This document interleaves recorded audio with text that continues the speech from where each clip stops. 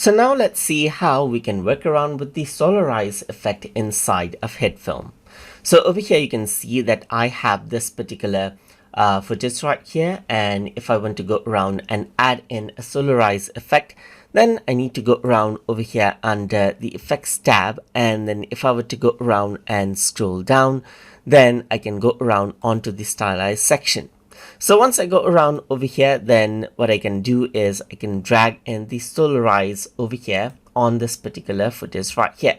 And once I do that, you can see that the skies turn dark right here. So what I can do is I can go around and change around the threshold, as you can see right here. So as I change around the threshold, you can see that the skies become darker. That means the bright objects become darker right here, and the darker objects become brighter right here. So it's quite the opposite, as you can see. And you can choose a range on how you can change this out, as you can see.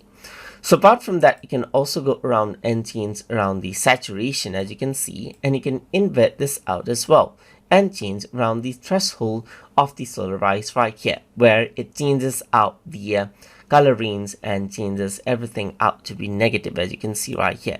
Then after that, you can also see that you can work around with the brightness, as you can see just like this, and then you can work around with the offset, as you can see just like this as well. So that is what you have.